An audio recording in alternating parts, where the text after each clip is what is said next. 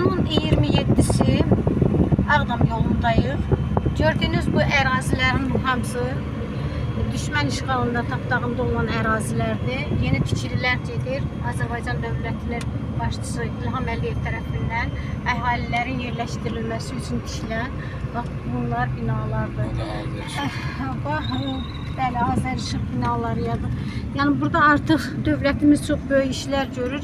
İnsanların rahatlığı üçün, rahat yaşaması üçün hər cür şərait yaratmağa çalışırlar. Bu ərazilərdə, bax, qarşı tərəfdə bir dəqiqə xahiş edirəm, maşını saxlayın. Bax, gördüyünüz o binalar uçulmuş, dağılmış. Bax, bunlar bizim bir zamanlar Azərbaycanlıların yaşadığı yerlər olubdur. Ermənilər daş üstündə daş qoymayıblar. Bax, indi biz buradan gedəcəyimiz yerlərdə hər halda bacardığım qədər çalışacağım ki, göstərim. Baxın, görürsünüz, binalar, uçuq binalar, yəni zamanla burada Azərbaycanlılarımız yaşayıblar. Öz doğma yurt yerlərində. Bilirsiniz ki, Ağdam torpaqları çox münbit torpaqlardır. Bu torpaqlarda yerə, torpağa bir meşə buğda atarsansa, oradan ən azından 50 kilo buğda götürmək imkanları olubdur xalqımızın. Ermənilər də ona görə də bu torpaqları, ən yaxşı torpaqlarımızı işğal eləməyə çalışırlar. 30 il torpağın tapdaq altında qalması bir daha 2020-ci il düşmənə sübut elədi ki, Azərbaycan ordusu, Azərbaycan xalqı milli, qeyrətli olan xalqdır. Bu torpağın bir qarış torpağı olsun belə düşmən tapdağında qalmayacaq. Və 2020-ci ilin 27 sentyabrında başlayan 2-ci Vətən müharibəsində bax, oğullarımız gördüyünüz iş xərabalığa dönmüş Ağdamı təzədən bərpa etdilər, düşmən tapdağından təmizlədilər. Təbii ki, bu heç də asan olmadı. Qan bahasına, oğullarımızın canı bahasına 3000-dən artıq şəhid verdik və şəhidlərimizin qanı bahasında bu torpaqlar işğaldan azad olundu. Bəli, torpağa su tökərsənsə palçıq olar. Torpağa şəhidin qanı tökülərsə vətən olar. Vətən üçün ölənlər heç vaxt ölmür. Şəhidə ölü demək.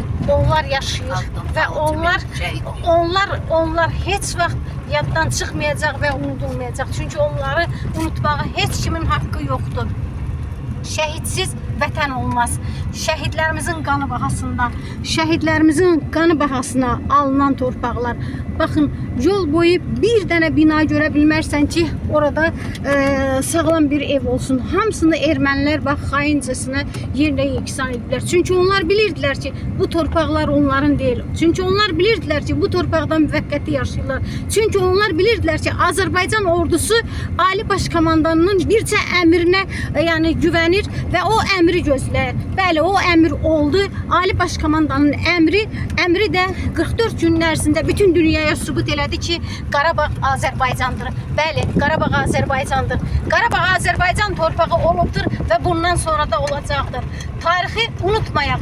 Tarixi unutsaq, bəli, bu torpaqlarımız təkrar yenə də ermənilərin ola bilər. Ona görə də bizim qürurumuz, qeyrətimiz, qeyrətli oğullarımız heç bir zaman düşmənə macal verməz ki, bu torpaqlar unudulsun və torpaqlarımız düşmənin əlində əsir olsun. Bəli, doğrudan da bizim Azərbaycan oğulları bir oldu, bir yumruq kimi birləşdi və bu birlik bir daha Qarabağın işğaldan azad olmağına səbəb oldu. Xocalı, Xankəndi, Şuşa, bir daha Zəngilan, Qubadlı, hamısı, bütün bu torpaqlar bugün artıq Azərbaycan xalqının əlindədir və bugün hərbi hissələrimiz həmin torpaqlardadır. Azərbaycan ordusu bugün həmin ərazilərdə torpaqlarımızı müdafiə edir, torpaqlarımızın müdafiəsindədir. Bütün dünya bilir ki, Qarabağ Azərbaycandır. Vaxtilə bir neçə il bundan öncəsində Xocalıya ədalət deyərək hər kəs çalışırdı ki, Xocalını hər kəs tanısın və bilsin ki, Qarabağın ərazisidir. Mümkün deyildi. Yəni, o qədər Birləşmiş Ştatlar dəfələrlə keçirilən toplantılar heç bir əhəmiyyət kəsb etmədi və hər şey yazılmış vərəqlərdə, imzalarda qaldı. Amma həyata heç bir şey keçmədi. Düşmən elə həmin mövqeyi tutdu. Bizim ən böyük düşmənimiz isə Rus imperiyası idi. Üzümüzə gülərək 366 motoatıcı alayın dəstəsi ilə birləşərək Qarabağ torpaqlarını işğal altında qoydu. Bəli, həqiqətən də sözün həqiqi mənasında çox üzücü halda olsa bunu deməliyəm. Xocalı 366 moto atıcı alayının təsiri ilə işğal olundu. Xocalı işğalı, insanların şəhidliyi, itkin düşülməsi, qız gəlinlərimizin şəhidliyi 366-cı moto atıcı alayın sayəsində oldu. Həqiqətən bu gördüyümüz Ağdam məscidi artıq təmirdən çıxıbdı. Ermənilər orada qoyun quzu, heyvanlar saxlamışdılar. Donuz saxlamışdılar. Donuz millət orada donuz saxlamışdı. Bugün Ali Başkomandanımız o məscidi bərpa edibdi.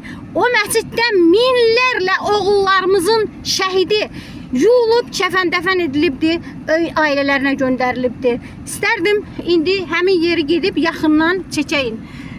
İndi ikinci hissə hazırlayacağam. Hələlik deyirəm.